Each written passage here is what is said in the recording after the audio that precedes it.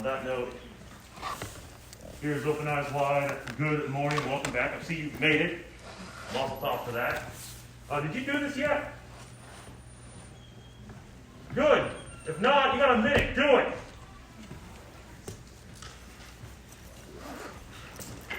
It should be easy. Gen Chem 1 shenanigans.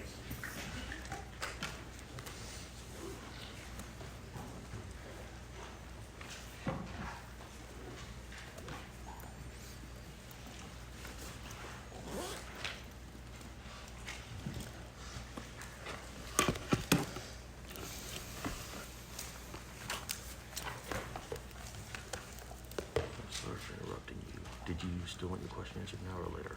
Oh, no, I was just going to ask if it was possible you had an extra mask. I do not. No, Sorry. it's okay. Thank Okay. you. Yep, very well.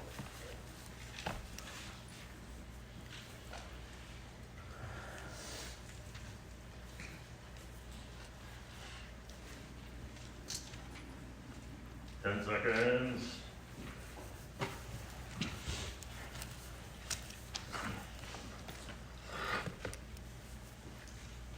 Good, you're done. All right. So, real quickly, let me explain why sometimes I will do that. The purpose, or at least my intention for doing that, is I like to try to think that in order for you guys to try to get somewhat used to, I say somewhat very loosely, the stresses of trying to take an exam, because of course the difference between now and an exam is you'd be under pressure. All right? So, at least for stuff that I believe that you should know or already be familiar with, you shouldn't need a lot of time to answer it, or at least get in the habit of being able to try to react instead of thinking and reacting. Does that make sense? You understand my intention? So I'm not trying to do this to be some sort of jerk. I mean, if you think that, sure, fine. I guess I am. But the point is that that's the whole reason we're doing this. So I'm not going to do that for every problem, like especially when we get some of the newer stuff or anything that I don't think is just Gen Chem review, then we'll slow it down a little bit, and then I'll pick it back up when we start doing some more practice, because the theory is, if I teach you A, and then I give you an example that's slightly different than A, or A prime, if you math people, then, don't break that. And then you should be able, because it's fresh in your mind, in theory you should be able to handle it. That's the belief. And so the whole purpose of that is when you're outside of class, that's when you go through the book, you go through the, I'm about to say sapling, that's not what it's called, the Wiley homework and all the supplements and all that other stuff. You go to SARC and SI whenever that happens. And so that's where all that supplement's for. So you have a ton of resources available. And of course you have me during office hours when I'm around, when I have those scheduled. So, okay, so the question here about predicting the shape of the following things here. Now, I do know that when you first took Gen Chem, you learned as electronic geometry and molecular geometry, or something similar to that ilk. But it's like, for example, and just make sure we're all on the same page, water. Think of water for a moment. So, what's the shape? So when I asked what the shape was, you told me bent. That's the molecular geometry. Whereas, remember, isn't it true that water has 2 bonds and 2 lone pairs? So it's got 4 groups around it. So electronically, quote unquote, it is going to be tetrahedral. But of course, you don't call it that. You say that it's bent. Does that make sense? So just as a reminder, in case on the exam or something, when I'm talking for shape, I'm talking about the molecular geometry. If I want the electronic geometry, I don't know why I would, but if I want the electronic geometry, I'll make sure to put emphasis on it. You understand me? All right. Very well, we'll move on then. So let's go through this real quickly. Now the reason as well that I drew them like this is that at least for some of these, you should be familiar with the conventions of how, when you're given a condensed form, how they should be drawn out proper. Let's see if that's true. BH4 minus, I think that's boride, I think is what it's called. But anyway, what's the shape? Tetrahedral, very good. And so if you're going to draw it, so real quickly, the way that, if you wanted to figure that out, or not figure it out per se, but draw a Lewis structure, it's the boron's going to have the 4 hydrogens around it. Which element gets the negative formal charge? What? Okay, sorry, I heard ketone. Yeah, so the boron gets that, so that's technically how it would look. How we doing? What about boron trifluoride? Oh yeah, sorry, I should probably write names. Tetrahedral. I'm sorry, one more time? I heard trigonal and then Raise your hand. All right, let's try this since I'm having controversy. Raise your hand like you're proud if you think it's planar, trigonal planar, trigonal planar, trigonal planar, trigonal planar, trigonal planar. Hands down. Raise your hand if you think it's trigonal pyramidal.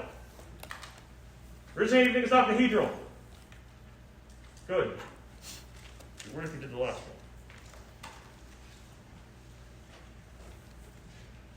Why am I writing H, idiot? Why are you doing that, huh? Moron. Okay, cool. There we go, we did it. Took a minute. So yeah, there's 3 bonds surrounding that central atom. So correct, this would here be trigonal planar. Now even though, as I mentioned before, you only have to worry up to 4 bonds from that Vesper theory thing, so yes, square planar will never be an issue. I still expect you to write trigonal on an exam, please. Don't write just planar, that's bad. NH4 plus. Tetrahedral. What's the name of that? Ammonium ion. Yeah. What gets the formal charge? Sure. Okay, very well. CHCl3. What's the shape? Okay, what's the central atom? Very good. Now, as a reminder, I'm going to write it this way. All right, but as a reminder, though, it does not matter here. It doesn't matter here if the hydrogen was up top, to the right, to the bottom. It doesn't matter. It's all the same thing. It's still going to be 3 chlorines and a hydrogen around that central atom, so that's that. So yeah, tetrahedral. By the way, for bonus points that I'm not giving, what's the name of that thing? There's 2 names for it. I'll accept either one. Well, one of them you probably don't know yet because you haven't talked about nomenclature, but the other one I can play with. All right, fine. We'll keep it a mystery then. All right, and so for the last one there, this is actually something that we're going to be seeing more later on when we start looking into, when we start doing what are called like reaction intermediates. This is an example of one of those things. It's the general term is what's called a carbanion. You don't have to worry about that now. That'll be for the future. But again, even though it looks a bit exotic, the question is still the same. What's the shape?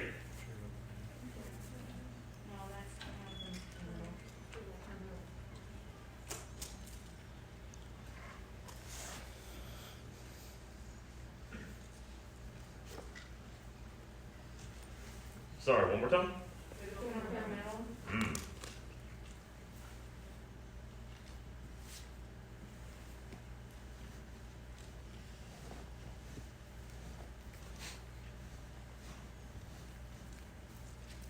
Don't put an I there, dummy. It's pyramidal, not pyramidal.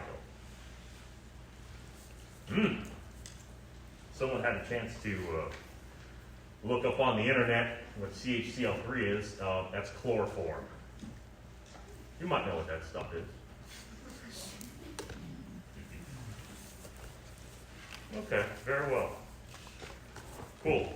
So, like I said, this should be, while I think this is a review, do we have any quick questions about this? Does any of this not make sense?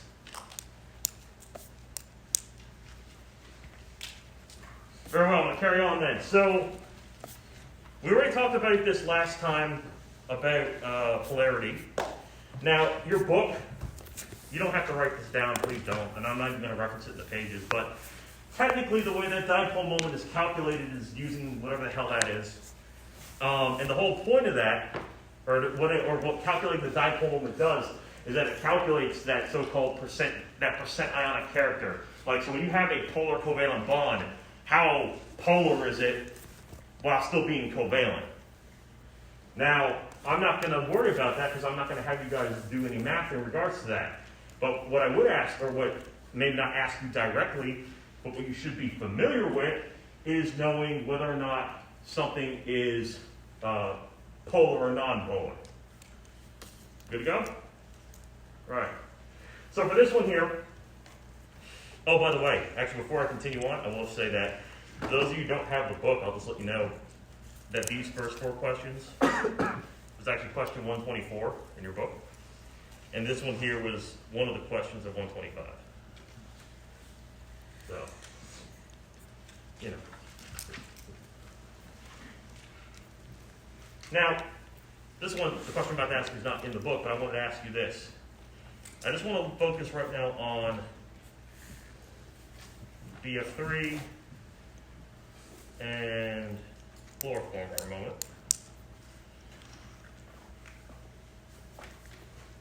Let's see if we remember this. BF3, or boron trifluoride, polar or nonpolar? Why do you say nonpolar despite that I have fluorines on it? Because there's no clearance. Right, so for those of you who've forgotten how dipoles work, essentially it's just, I like to call it just qualitative vectors. So, looking at, so I'm just going to use this picture here because it's already there. Oh, actually no I'm not because it's not drawn correctly, idiot. Right, so for boron trifluoride, here's what we have. As you all said, it's trigonoplanar. So it looks a little something like that.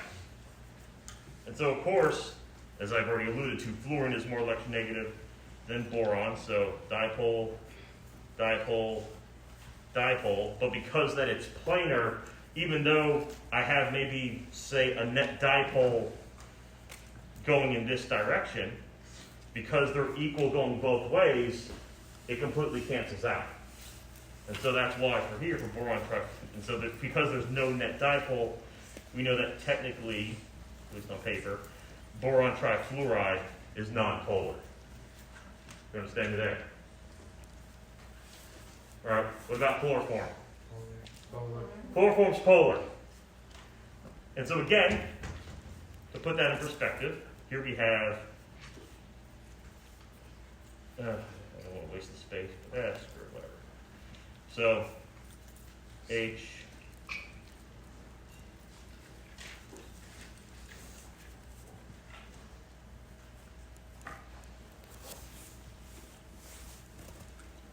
you should have been introduced to this in, well, if you can see it, you were introduced to this in Gen Chem, at least I hope, but if not, I'm going to tell you now. So we're going to be doing this a lot here in organic, so you want to try to make sure we at least have a rough idea of what I'm talking about, is when we start drawing lines, right? When we start showing these lines wedged and those like, they're supposed to be what are called hatched lines. The wedged and hatched lines are supposed to tell you about three-dimensionality. It's supposed to show a three-dimensionality on a two-dimensional plane, because obviously I don't have the artistic ability to show it any other way. So the convention is this: whenever you have, when we start talking about shapes, or when we have to start showing things in 3D, the lines mean that it's within the plane of the page. So, like so. So the hydrogen's like this, the chlorine's like this. Whereas for the chlorine with the wedge, it's coming out towards you. So more like that. Like that, there we go. It's coming out towards you. And the one that's hatched, it's going away from you. So, like that. How are we doing? Okay? Good. And so, as mentioned here, in this case, because of its shape and also of what's around it, here we have dipole, dipole, dipole. And remember that carbon-hydrogen bonds, even though they're two different elements, they have, in terms of its polarness, is that even a word? Whatever. It's non-polar, that's the joke. So I'm getting at. So in this case, this has a net dipole going down, and so that would be polar.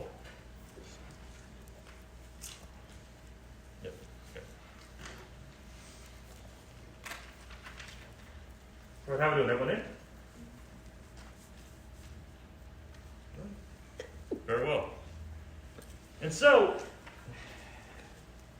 of course, you have to be careful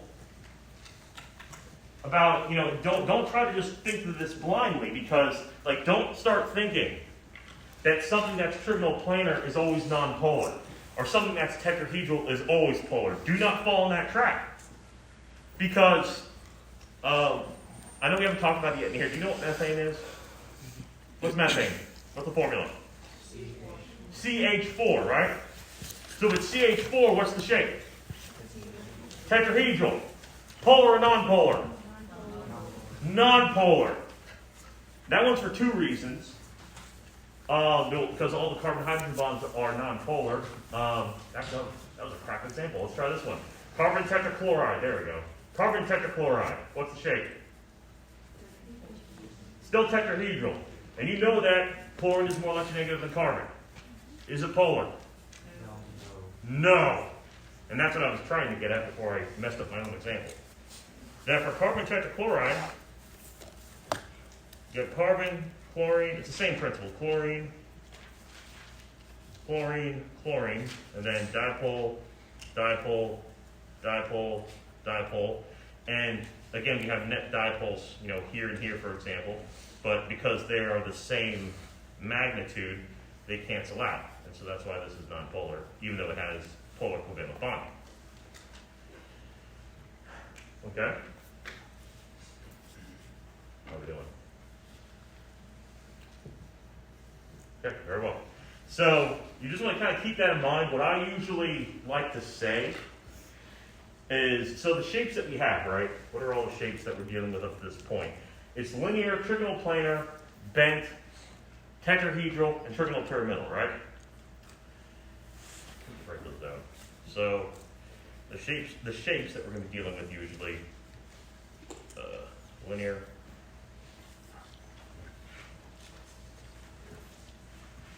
trigonal planar,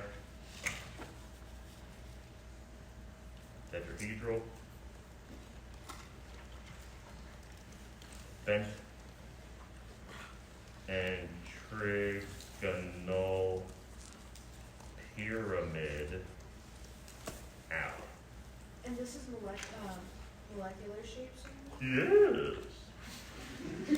You can't have a bent or trigonal pyramidal electronic geometry. Like for the electronic geometry or geometric families, depending on who you have for Chem 1, the only ones that you classify, linear, trigonal planar, tetrahedral, trigonal bipyramidal, and octahedral. But the last two we don't count because we don't talk about that here. But regardless, we're not going to be talking about electron geometry. I'm not planning on it. I don't want to say never. I try to avoid saying always or never in here as a fail-safe in case I forget. But anyway, regarding the shapes, so there are these. I'll tell you right now that the way I always like to say that is that for these two here,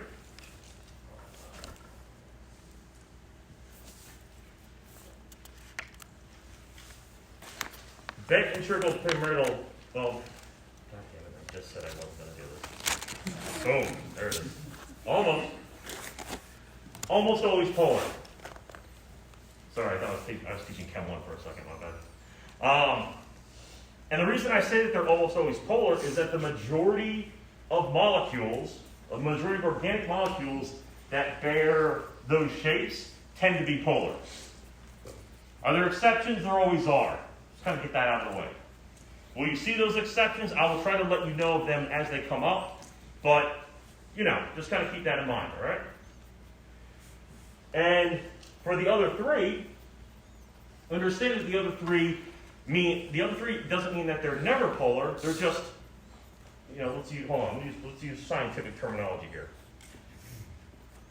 All right, here we go. This is what we say here in science land.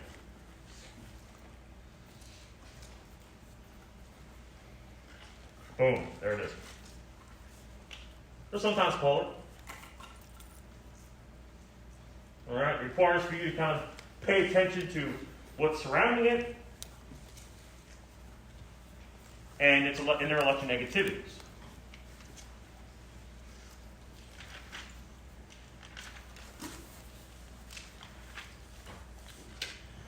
And so, why is it that I want to know whether something is polar or nonpolar? Well, remember that polarity, right? Will in turn affect the intermolecular forces that those things experience. And remember that if you have something that, and then if you have something with higher intermolecular forces, or not higher, you have stronger intermolecular forces, that tends to mean they have larger physical properties, right? What I mean by that is, are we familiar with, this is not a great example, but it's good enough. Are we familiar with ether? Diethyl ether? It's before chloroform was used for whatever chloroform did, ether was used first. So for those of you not familiar with what ether is, ether, or diethyl ether, what we just know normally as ether, used to be a anesthetic, could knock you out while they perform the surgeries, but over time, but the problem, or one problem with it, is the fact that ether has a boiling point of like 31 degrees centigrade. I mean, because I've done it, you can pour it on your hand and it'll literally boil out of your hand. So what I'm trying to say there is, of course, ether has a low boiling point. Sure, whatever. But then, ethanol, I think you know what that is. What is that at room temp? It's a liquid. All right, very good. And so, those two things that I mentioned, and of course, what's the difference? Well, here's what you have. That's diethyl ether.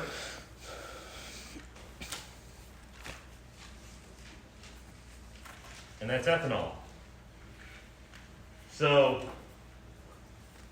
I just told you, and you guys already knew this, or you told me I should say, ethanol has a higher boiling point than diethyl ether.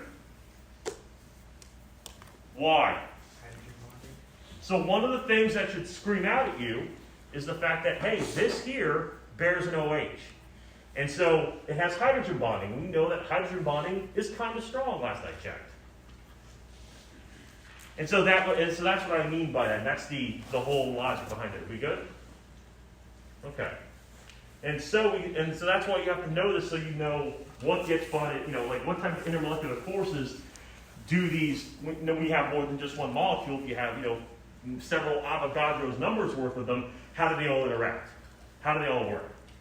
And so that's intermolecular forces. Now, I'm curious. I know the book here mentions, when I read through it briefly, they mentioned 3, but I'm curious to see what you know. At least there are 3 common intermolecular forces that almost every student is told. There's sometimes a 4th, but it depends on who you talk to. Hydrogen bonding is 1. What's the other 2? Dispersion. Dipole. Very good. And so, with those intermolecular forces, so out of those 3, what's the strongest? Hydrogen bonding. And I guess even before we go into this, I just want to make sure we understand. So can they be categorized into polar and non-polar? Or no? I'm just a little confused. Oh, that's a good question, and the answer is no. Because that's interesting, because you have to understand something. Let's see if you remember this. So those 3 that were just mentioned, dispersion, dipole, and hydrogen bonding. What's always present? Dispersion is always present. It doesn't matter if you're looking at octane or water, right? Clearly opposite ends of the spectrum. They all start with dispersion forces. And then it's how polar it is, and depending on what's bonded to what, will lead you into something being, that's dipole, or that's hydrogen bonding. Good to go. And then hydrogen bonding, so you still wouldn't consider that into polar and non-polar, depending on how polar it is. Well, no, it's okay. So in that case, when we start talking about dipole, and hydrogen bonding, the inherent property that you have to know is the fact that they are polar. Like, you have to have a polar molecule in order to have something dipole.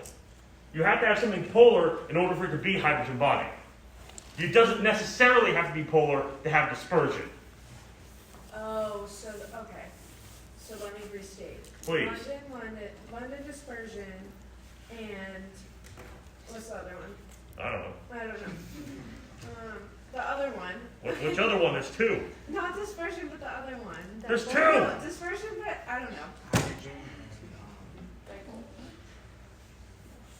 The last two, basically. The has to be last polar. two. What are they? Dispersion? No, I don't know. Like, I'm lost now. I understand that it's not 8 o'clock yet. I'm fully aware. But come on. It's okay. It's okay. Last thing I need to see you start crying in the middle of the seat. Oh, we're Jesus. close to it. Oh, calm down.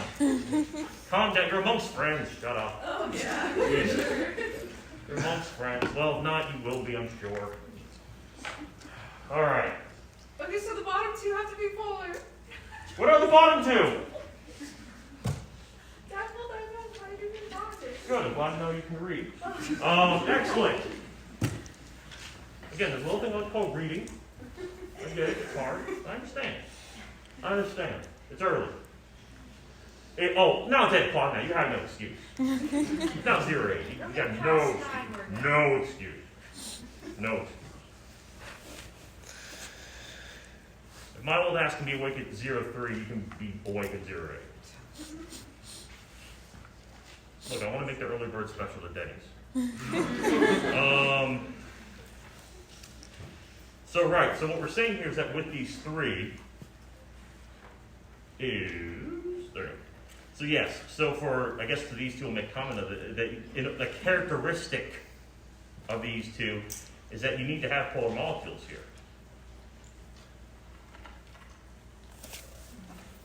Because remember what's happening, the whole thing about dipole, think of the name. It's something that has a permanent dipole will be attracted to something that has a permanent dipole, and then they attract to each other. I do this because remember, remember that intermolecular forces is not actual bonding. It's just they're attracted to each other. Does that make sense? Whereas hydrogen bonding is, of course, that special kind of dipole. What is hydrogen bonding? It's hydrogen. First off, the hydrogen needs to be bonded to what elements? There's three. Oxygen, Nitrogen. You don't raise your hand. Remember I said that. Don't raise your hand because there's no reason to. F-O-N. Nitrogen, oxygen, fluorine. And so those, if you have a fluorine, oxygen, or nitrogen bonded to a hydrogen, it can then be attracted to what element? Hydrogen. Or, it's a redundant question. Damn it. I did it again. I crossed it out and then I wrote the same thing again. I hate everything right now. Okay, so what I was trying to say is this. Maybe, admittedly, that was kind of a crack question. We have OH, FH, and NH, right? You know, blah, blah, blah, dipoles, blah, blah, blah. Pretty strong, right? What I'm saying is that if you have another oxygen, fluorine, or nitrogen, because those are all partially negative, they will be attracted to each other, right? You remember that story, right? Also, as a reminder, though, it's not that an OH is only going to be attracted to an oxygen, or an FH is only going to be attracted to a fluorine. They're attracted to each other. How are the ones on the left have a positive and then the ones on the right have a negative? Oh, let's make sure we understand here. When I'm talking about this right here, Yeah. it's only referencing the hydrogen. There's a partial negative on this here, here, and here. Due to the electronegativity because it's fluorine? Yes! Okay. So then the O would be attracted to the H only. No, well, yes, sorry. Because it's negative on that. Yeah, the Okay. O will be attracted to the H, but as well, the O, F, and N will all be attracted to the H's. What I'm trying to get at. What are those little squiggly lines you have? Oh, those squiggly lines are, sorry. Those squiggly lines are my craft representation of intermolecular forces. Oh, no, I meant on the, you have it on the. The left partial side. charges. Oh, you mean these squiggly lines? Yeah. Oh. No, I'm glad you're asking this, because we need to get this out of the way now, because I'm going to do this the entire semester. Whenever you see a squiggly line next to a chemical element, what it means is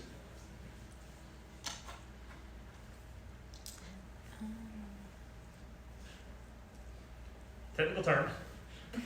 It's bonded to something. What is it? I don't know. It's bonded to something. That's not the important part. The important part is the thing I drew out. So that's a good question. Go! Will it be on the exam like that? So What, squiggly lines? yes. Maybe.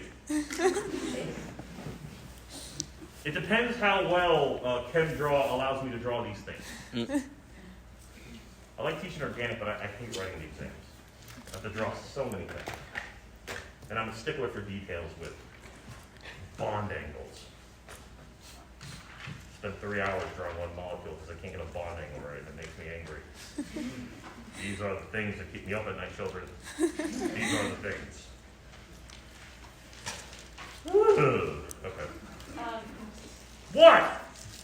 Listen, I got a question.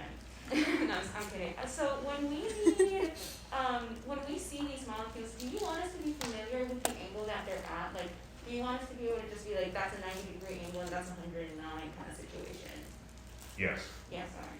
Yeah, you want to get your bond angle game up because, because what we're going to talk, because understand something, if nothing else, that I'm sure there are other examples, but the one I can think of right off the bat is the fact that when you all start doing reaction mechanisms, which is that fun thing of drawing how atoms convert to other things, you always have to keep in mind of what the shape is. Whether it goes from trigonal planar, may go to bent, may go from trigonal planar tetrahedral to trigonal planar, anything like that, you have to account for that when you start showing where atoms attach. So yes, that does matter. It may not be asked directly, it may be, it may not be, but it's something you always need to keep in the back of your mind. That's a good question. Anything else? We're going to talk about the force dispersion force, ionic bonding, or no? See, that's the thing. It depends on who you talk to about that. I don't count ionic bonding as a dispersion force because it's a bond, because we define it as a bond instead. But I know what you're saying, but no. I'm not going to do it just because it kind of tends to draw a little more confusion and it's not 100% relevant here. But you all know it's not really called ionic bonding. Depending upon what book you read, I've always known it as ion dipole, where essentially if you've got a full-blown ion of something, it's going to be attracted to the opposite charge of something else, despite whether it's a full charge or not. Anything else? Go! Okay, so the book mentions hydrogen bonding, but then it also goes into like, oh, technically it's not a bond. It isn't. Okay. Oh, because it's a type of dipole, or... Oh no, let me backtrack. Intermolecular forces themselves are not actually bonds. So let's just do water. That's water. We all know water. We love water. You know that clearly that oxygen is bonded to those two hydrogens, right? Now what happens when I have more than just one water molecule, as in for anyone here who's got a bottle of water? Well, here I have another water molecule, right? Or another water molecule. I'm not going to draw all of them, you get the idea. But the point is that the attraction, right, or the so-called bonding, and I use that in quotes because it's not true, between these, they're not actually bonds.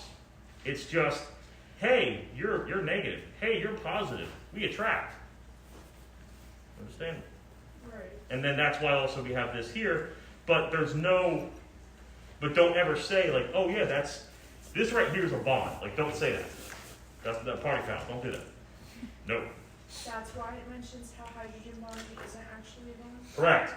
That's why dispersion forces, dipole-dipole forces, and hydrogen bonding, yeah, I know it's a bit of a misleading name. It doesn't actually bond to anything.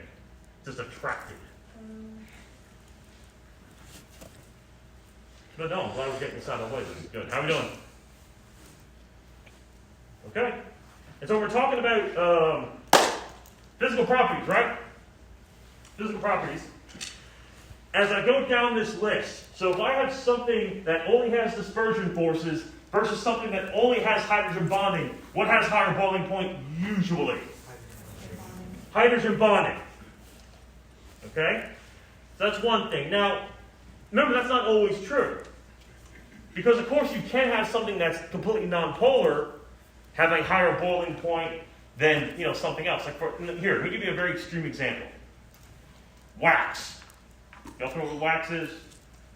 That stuff they sell over the Yankee Candle or Bed Bath and Beyond or whatever. So we know what we're talking about, right? Look, I don't know how old you kids are. I have to relate in some way that I don't know. Look, I have a watch. You don't know what this is. It's not a Fitbit, it's a watch. So wax is non-polar. It's non-polar all the way through. It's all hydrocarbons. If you don't believe me, cut off a piece of your candle, throw it in the water, and tell me what happens. Probably nothing. The whole point is that that's clearly a candle where wax is solid at room temp. Whereas water at room temp is a liquid, right?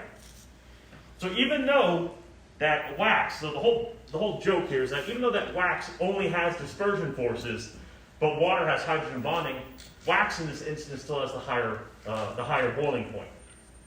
And the reason for that, though, is if you look at the structure of wax, it is several hundreds and thousands of carbon and hydrogens deep, whereas water is just water.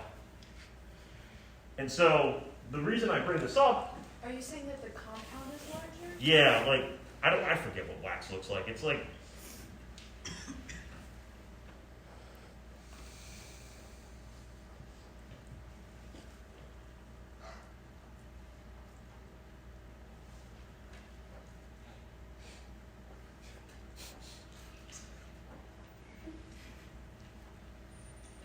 that's good enough.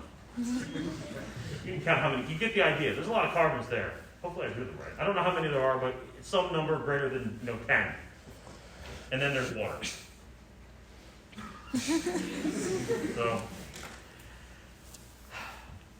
So yeah, just want to kind of point that to your attention because all right, let me just ask kind of the simple thing here.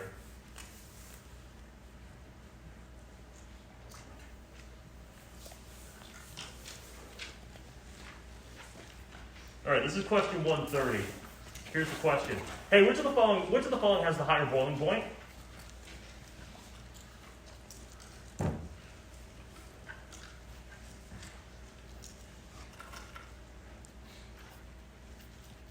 And also, I like to use these just in case there's any topics that I missed. I can talk about that now.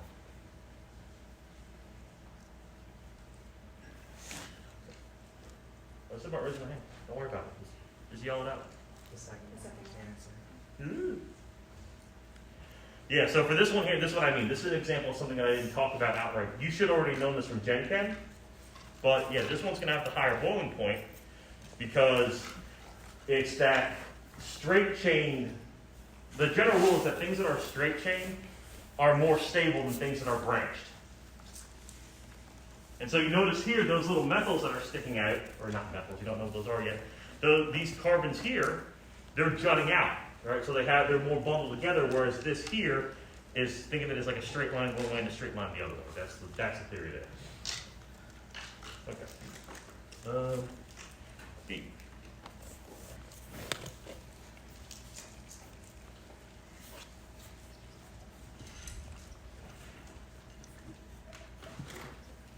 What? I have a question related to the example of the candle and the water. If the wax was melted, like also liquid, does that affect it, or is it still the same? So, right, I guess what I'm trying to say is, well, if you manage, I had an idea and I just threw up all over it. Just vomited at that moment in time. Hold on.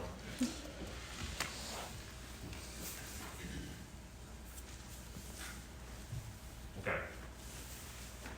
I mean, if it's already, the whole point of getting at that, yes, obviously you can melt, wax eventually, but it's one of those things like, at what temperature did that melt?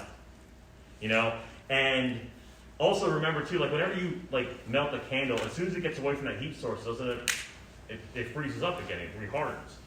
And so that was the whole point I was getting at there, in that if you were to take, make sure I'm going to answer your question fully by answering it.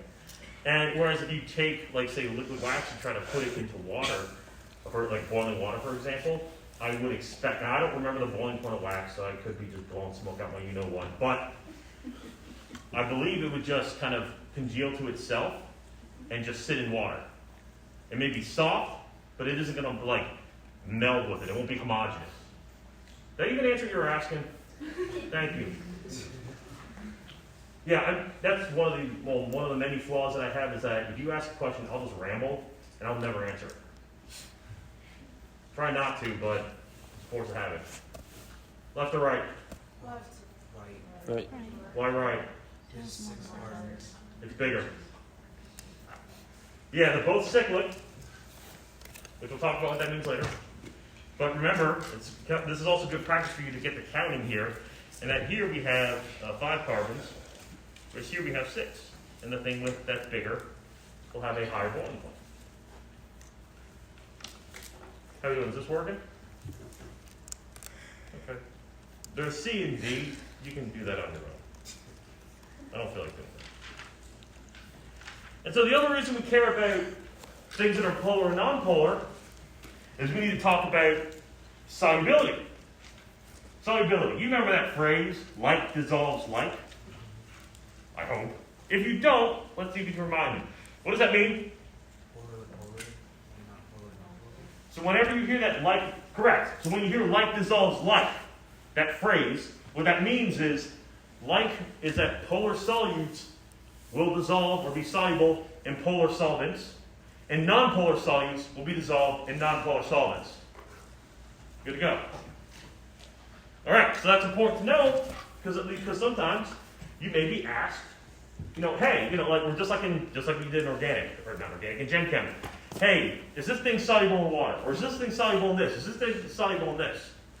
Because you'll learn, because this is because knowing this is actually really important especially when you get into the lab, because a lot of the separations, one way to purify a substance or a mixture, if you will, or to separate it, is to make note of the thing that you want. What is it soluble in, and what do you need to pull out? Because one of the common things we do in the lab is we'll take ether. Is it ether? Yeah, let's just say it's ether. We take ether, and then you put water in it to get a heterogeneous mixture. Like those are actually not polar or not soluble with each other. And the reason for that is so I can keep the organic stuff in that ether layer while I'm pulling out all the stuff that I don't want into the water layer. Like that's the whole logic. You'll get more into that when you take a lab, but just as an example. Also, though, as your book mentions, which I always kind of like to talk about, is soap. Right? I think all of you know this. Soap is technically a fat. Right? We actually used to do, I don't know if you guys have ever done it. We actually used to do an experiment here where we take lard and turn it into soap. Or watch Fight Club, whatever, same thing. But has anyone ever told you how soap works? So when you get oil or dirt on your hand, if you try to wash your hands with just water, does it all go away? No. Most of the time, especially when you have that oil, it starts to feel, you still have that filmy feel, or you still have some dirt left. So what happens, you don't have to write this down, I'm just telling more what I think is an interesting story. You don't have to think it's interesting, but I do.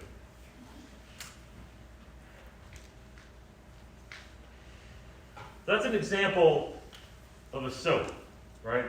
Fatty acid, as the kids call it. Now, the whole point I'm getting at here is the fact that, okay, so here I have this thing here, this COO, because it's polar, as you know, it's...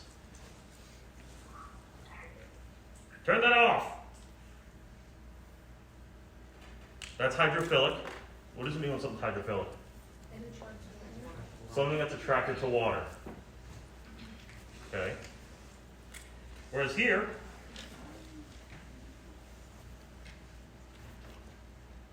is hydrophobic. Right? And so the whole thing is this. Your book already mentioned it, but are we familiar that whenever you have a bunch of fatty acids together, there's 2 common ways they form. In the body, they form what are called lipid bilayers. You may remember that term. For soap, they form what are called myceles. And so the way that a mycele is, again, this dissolves like bit, is that all of the, and instead of drawing this out every time, I'm going to make it look like that, where you have what's called the hydrophilic head and the hydrophobic tail. And so all of the all of the hydrophilic things are going to get together, like so. And then all the hydrophobic things are going to get together.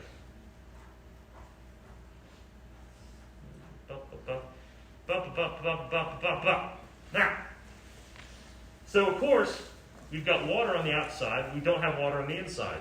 Now, on the inside, that's where all the dirt and grease are going to go because they're going to be attracted to that hydrophobic stuff. Whereas, and then once so you soak your hands or whatever, you get all that stuff off, and then as you rinse your hand or wash your hands off from the soap, like all the bubbles and stuff that glide off your hands, it's taking all the dirt with it. And so that's how it happens: is that the dirt, the grease gets trapped inside, and then the water, when you rinse your hands, takes it all away with it. That's how massive work. Lipid biolayers do kind of a similar story because what they do, I think you guys probably know this better than I do. I don't know anything about bio. Is that they help help prevent intracellular and extracellular stuff. I don't know how. I don't remember. But yeah, that's that. Any questions? Did I bore you with that last little bit? You good? I feel like that's probably the one thing some of you will remember. Remember how soap works? I can't name a damn thing, but I remember how soap works. Like, okay, very well.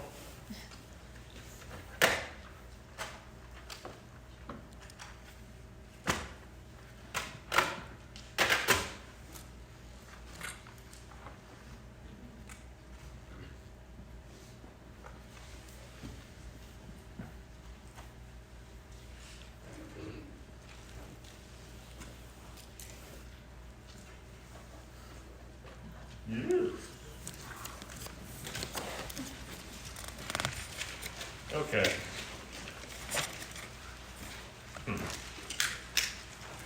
So now we can start now getting to more of the organic fun. So that was all. There's your Gen Chem portion of the class. So now let's get to this. So for chapter 2, what we're talking about here are the chapter entitled Molecular Representations. And so what we're talking about here is essentially how to show organic compounds. Now, I've already alluded to this. You've practiced some of this, which is good. Now we're going to be trying this a little more for real. And so as you know, there are, what you learned from general chemistry was the whole thing about Lewis structures, right? Where you just, you know what the central atom is, you draw out all the bonds, and, in times you draw out all the lone pairs. And so you get, you get all this stuff here, like what you see in purple and pink. But then, you also know that there are things called condensed structures as well. Or even partially condensed structures, depending on what we're talking about. But like, condensed structures are these things up top. Well, not that one, sorry. But like these first four. And so, we're going to, and really the whole point is this, that they're all going to be different ways for us to kind of look at the same thing here. And admittedly, we're not going to be looking at Lewis structures as much anymore. We're going to start shortening them things down. So your book has a picture of this already, but I'll just use something different. So to give you an example of what's meant here, because your book talks about Lewis structures, what are called partially condensed structures, and then molecular formulas. Oh, actually, I was going to use my own example, but I like the one that's in the book better. Isopropanol, rubbing alcohol, as the kids call it. So this is how it would look. So isopropanol, if you were to ask to draw the Lewis structure for it, I think you could do it. It's in the book. I'm not going to bother. Or really, this is all what I'm saying. It's all in the book if you don't care. But the whole point is this, is that you know what it looks like as a Lewis structure. But then, what we mean by a partially condensed structure, so something that's partially condensed, hence the name, is that you're actually still showing the main bonds, but you're not showing like the things that are on the outside because you already know that those are attached. And so you're going to see this quite often here. And you notice, so this is what I mean by partially condensed. Clearly, you see that the carbon is bonded to the OH, the two CH3s, and that hydrogen but you notice how the carbon, or the CH3s and the OH, you see how they're all just kind of mushed together, right? It's to not, we assume at that point, right? We assume here that whenever you see something like this, we know that it means,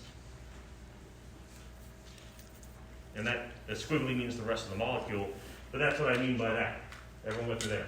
So you're going to see this partially condensed structure, often. And then you see a condensed structure. When you have something that's a condensed structure, what we're talking about then is you're still actually able to determine, you can still kind of deduce the structure from it, but it's more compact. And so you notice how with the partially condensed structure, see how we have two CH3 groups, right? So when it's condensed, we still want to mush all those, we want to combine those two and indicate that, hey, there's actually two CH3s here. So in parentheses, you write CH3, and then a 2, and then you just write the rest of it, since you know there's a carbon bond to a hydrogen, and then an OH at the end. So that right there is the same thing as the thing on the left. Just way more compact. How are we doing? Now, that should be all fine. From general chemistry, though, you know the proper molecular formula, which is just count the carbons, count the hydrogens, count the oxygens, and turn it into just whatever the formula is. Do that. What's the molecular formula for isopropanol?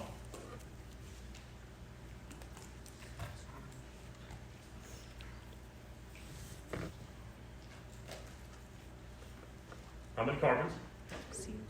3. How many hydrogens? 8. How many oxygens? 1. Very good.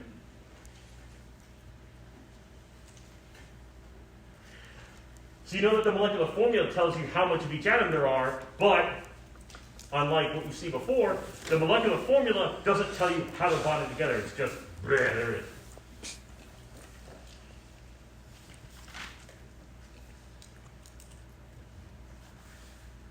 Okay. Let's see here. I wanted to do... Okay. So one of the things I want to make sure we understand here are just some of the conventions that we're going to go through here. And we'll do a couple of problems to make sure that we understand it.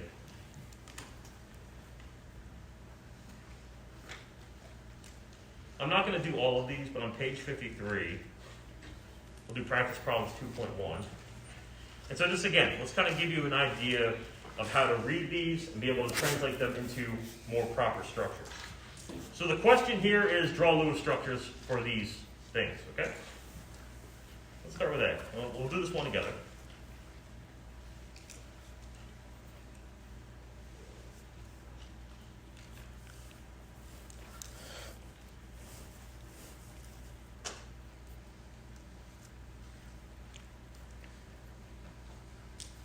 Okay, so it looks like I just wrote a lot of gibberish. But all that gibberish tells you something.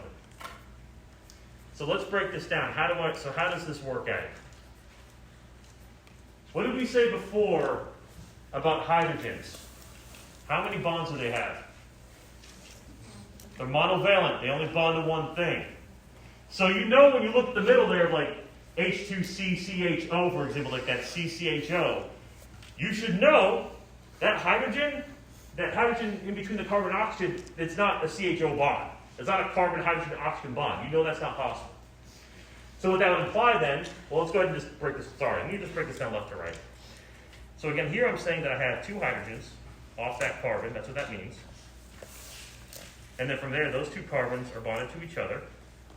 As I just said, the hydrogen can't be bonded to the rest of it, so it's going to stick out on its own. I'll just put it here arbitrarily.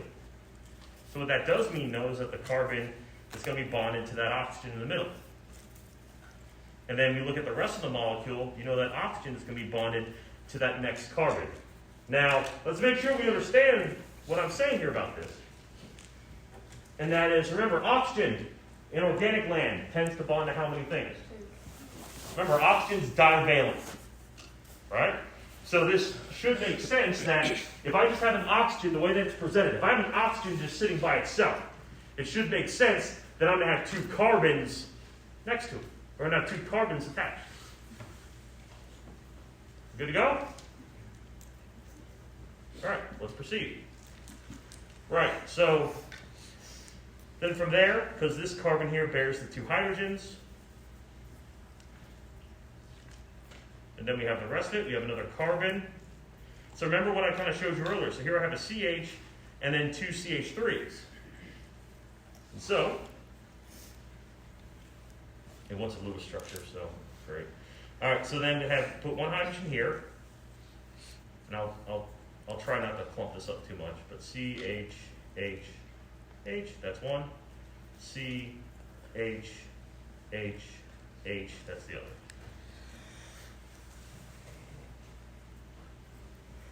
Any questions on how this came about? We're not done yet. Go. No, I was gonna say, Okay, what? No, you what? Would it be acceptable if you put this extra CH3 over on the left side, or does it have to be connected to the right side? What do you mean on the left side? So you see how we have two CH3s? I have these right here, yeah. So what if you took one and you connected it all the way where the hydrogen is? Oh, here? More, Here? to the very first, Here? that one, Oh no, that's a problem. yeah? Yeah, because the whole thing is you want to make sure, the purpose of showing you this here is to show you, or whenever you have a condensed formula, it shows you the proximity of where those atoms are. So if you were to put, I'm going to draw what I think you just told me.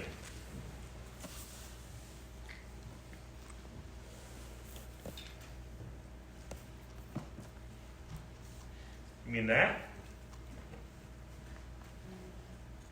Because you just replaced one of the hydrogens with a CH3, so I'm doing that.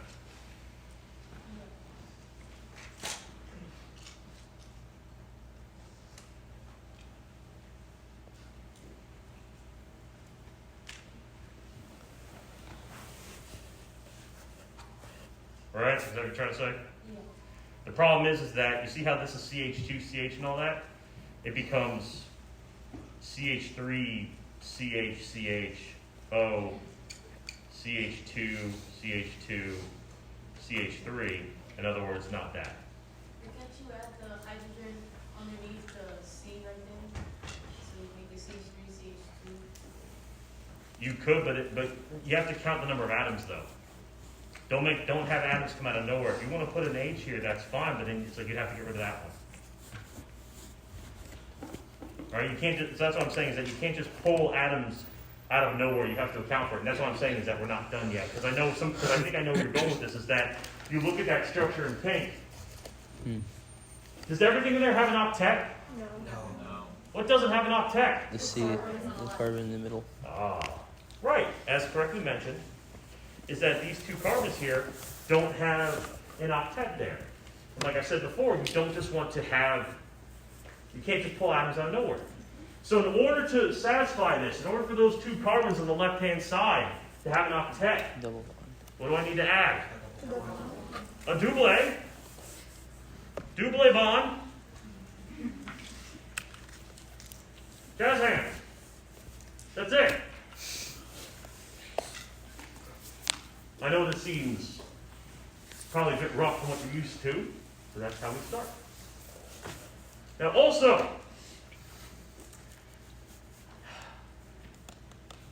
I understand too, some of you may be looking at this and be like, wait a minute. Well, the oxygen doesn't have an octet on it. What am I forgetting there? Yes. And so that's the whole thing, is that when you draw Lewis, when you ask for a full Lewis structure, yes, you got to draw everything out, show all the lone pairs and all that jazz. But we don't do that every time. Just keep that in mind. We know that they're there, but we just don't draw it all the time. Right. Why How- can't you just add an octet and add two lone pairs? Or you would just be adding electrons if you do that for carbon? Oh, you're saying why not add the lone pairs here? Yeah.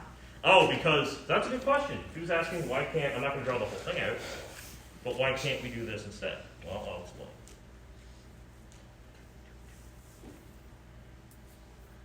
You're saying that, right? Mm-hmm. And then just the rest of the molecule. That's a good question. Here's the reason. Remember with Lewis structures?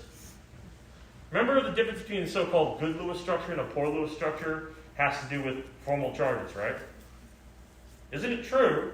You want to minimize formal charges as much as you can. The what you have proposed doesn't minimize it. Because here, because like the one up top, everything has a formal charge of 0. I'm not going to go through the math, but just you can trust me on that. Whereas down here, this has a formal charge of -1, and this other carbon has a formal charge of -1. That's not good. And then oxygen would have a formal charge of +2, technically. Yes? I'm sorry, I was just trying to understand, would it also just be that they just have one lone pair available, so like you're adding electrons at that point? Because the carbon is bonded to the oxygen, so we would only have one lone pair left in that carbon and one lone pair left in the other carbon. Which is why we formed the double, I think. I see what you're saying. Yeah, because technically, and this is kind of what I was alluding to before. I'll actually continue drawing this. Because remember, we don't want to pull electrons or atoms out of nowhere, and so yes, if we were to try to put those 2 lone pairs there, what happens to the oxygen? The oxygen doesn't have any. And so now the oxygen doesn't have the octet, so then that gets, at least for right now, that actually gets a +2. And so none of it's okay. The whole thing would explode. It's terrible. So that oxygen in the proper form has a formal charge of 2? No, it has a formal charge of 0. Okay. The difference between the one in brown and the one in pink is that the pink has the lone pairs, right? So it has, 4 dots and 2 lines. What's 6 minus 6? 0. Boom. Whereas the one at the bottom, it's got 2 lines. Actually, it's not +2. What the hell am I doing? What's 6 minus 2? Idiot. Just losing credibility left and right here. All I'm doing. is just being a bad teacher. It's fun when you guys ask me about wrong answers, and I'm like, oh yeah, I have to think about that. All right, very well. No, this is good. I'm glad. Again, and I don't mind this. This is the whole point of here, allegedly. That's the whole point of how teaching allegedly goes, despite some of how your other classes may go. I'm not going to get into that. I'm just an adjunct. I'm going to shut my face or get my ass fired. Let me do one. Oh, actually, let's try this. What the hell? Pick a letter between B and F. F. Sure.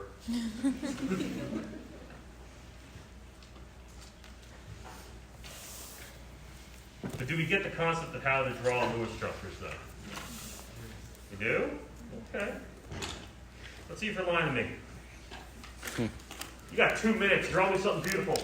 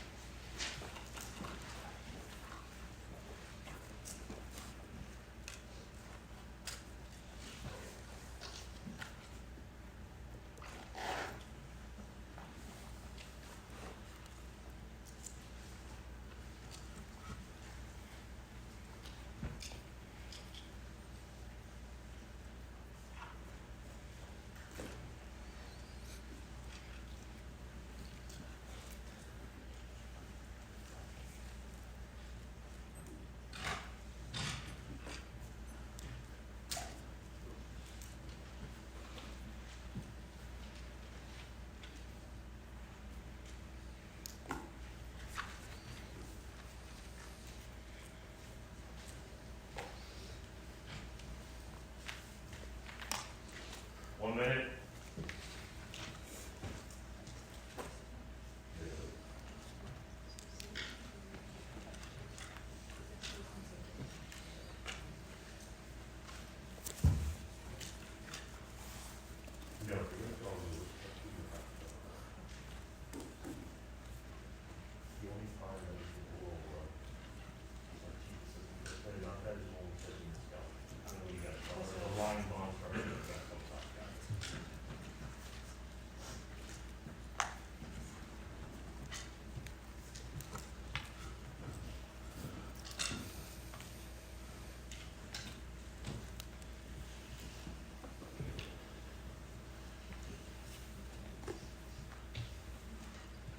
Ten seconds.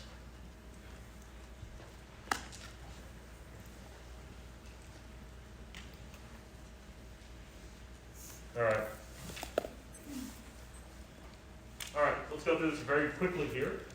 And then yeah, I kind of want to set, I might have time to set up for one more. May not be able to finish it, but at least set up for one. Okay, so again, let me walk you through this. So we look at this here, and we notice that we have, all right, a CH3, a CH, a VR, CH2, and a CH3. Sure. So we know that the carbons are going to be bonded to each other. So again, think about what's being grouped with what. Those 3 hydrogens are with that carbon. So I have this first.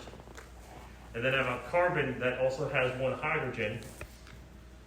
Now here's an interesting thing. We've got the bromine, right? Bromine is bonded to how, correct, is bonded to how many? Monovalent. 1. So is it feasible, since we know that bromine is monovalent, is there a chance you could have a carbon-bromine-carbon bond? No. No, you cannot.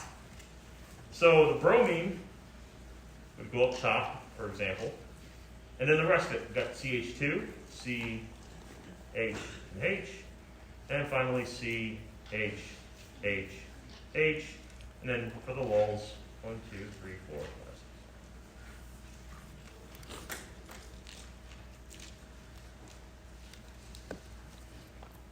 How we doing? Questions? Okay, go! Why is it monovalent?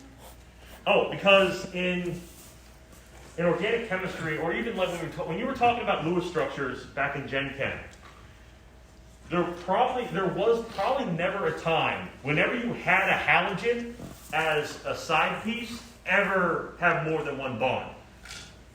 And so the reason it's monovalent here is due to the fact that, okay, it's got, 7 valence electrons, right? 7 valence electrons. So every halogen looks like that, right?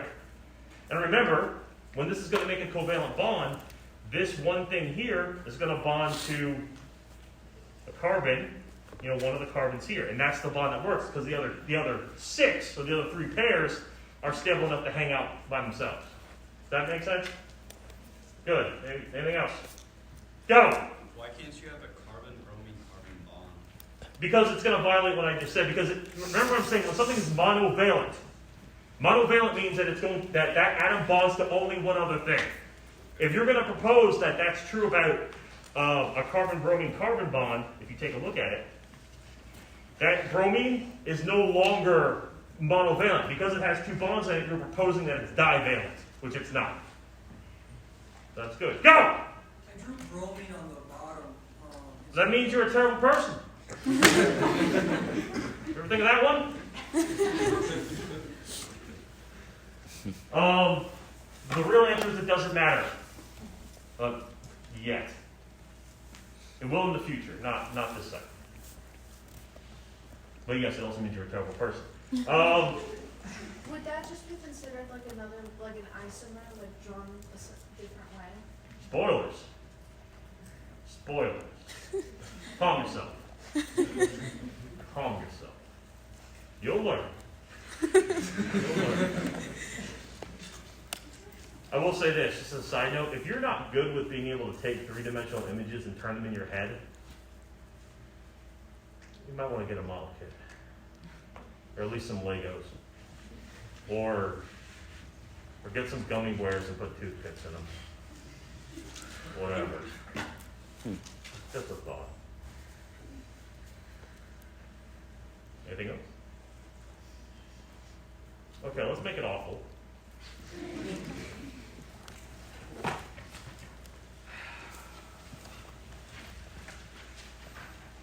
Maybe I at least have enough time to get one of these done. 2-2, I want to take a look at this.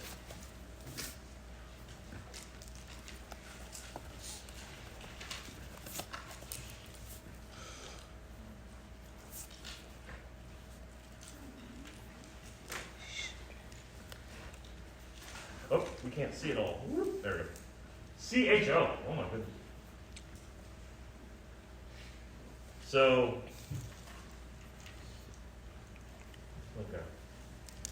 Hopefully, at the very least, you should be able to figure out how the first 4 go, that HO, CH2, CH2, and CH2. I know the CHO might cause some problems. All right, let me go ahead and just give you a minute just so you can start this. and then we'll talk about it. So let's see if you can actually draw me the whole thing. Got a minute.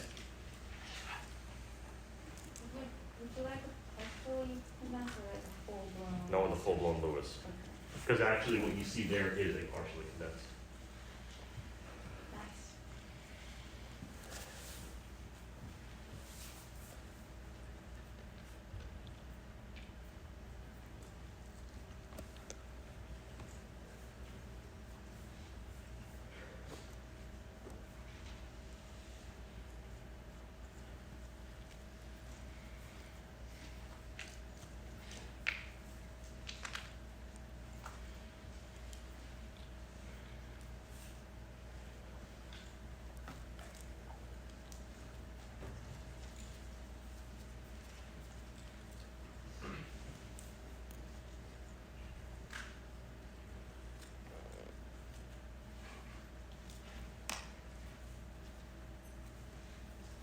Okay. So hopefully at least you got started. It's okay if you didn't finish. We'll quickly draw the parts that's not a Lewis circle, idiot. Let me draw this.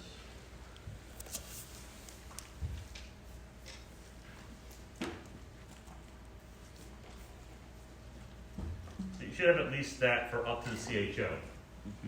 Now again, as I mentioned before, CHO. Is that hydrogen going to be bonded between the carbon and the oxygen?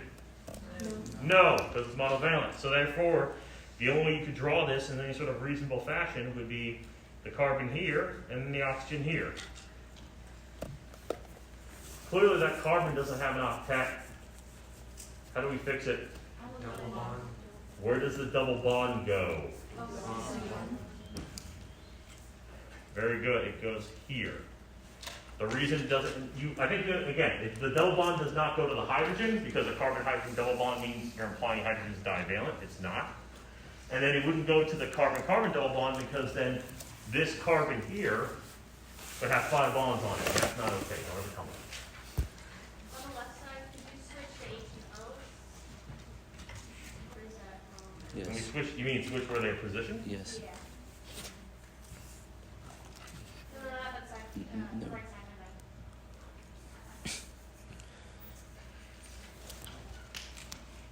Do we need to go through what left and right means? Do we need to go through what left and right means? Are we okay? Do we need to do port and starboard instead? That make you feel better. Okay. So, someone's left. So you're saying this right here? Yes. Yes, that's fine. I mean, it still means you're a terrible person, but. Go! So, has nothing to do with the special kind of, what would the polarity of this molecule look like due to like the positioning of the oxygens?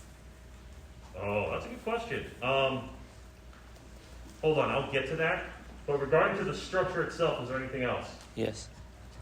Are there lone pairs on the oxygen on the right hand side? That. Oh, yeah. Yes. Yes. Oh, yeah. I told you I'm going to get lazy with that real quick. I mean, you shouldn't, but I will. Yeah, there you go. Anything else before I get to our question? All right, so this will be the last bit here. So, how the what? Never mind. Okay, very well. So this is actually something that's interesting here is, you know whenever you were asked for the shape in Gen Chem 1, you only had one central atom for the most part. Very rarely did you have 1, 2, 3, 4, you had 4 carbons there, right? So that means all of those have their own shape to them. So if you run through it, this is how you would have it. The shape with respect to oxygen is bent, tetrahedral, tetrahedral, tetrahedral, trigonal planar. Right, so this will be the last thing. So it looks something, I'm going to draw this very quickly here. Boom, boom, H, H, carbon, H, H, carbon, H, H, carbon, up. And then, long story short, you've got a dipole going this way, a dipole going that way. It's got a net dipole, I guess, is somewhere over there maybe, question mark. Long story short, it's kind of polar, just because of all of the crap that's in the middle. Those CH2s really bring down the polarity because it makes it more hydrophobic. But if I were to ask you on paper, what would it be? I'd say it's polar-ish. Go! How far would you suggest we read for? So the way I always like to say this is whatever chapter that I hit on, read the entire chapter. If you like, especially if like when I'm at the end of chapter 1, finish reading chapter 1 or halfway through chapter 1, read all chapter 1, start peeking through chapter 2. Here, run through all of chapter 2, and I don't think we're too far into it, so just do all of chapter 2 and then that should be good enough. Thank you so much for your time. Safe travels. Have a good weekend. Until next time, PTFN. Get out.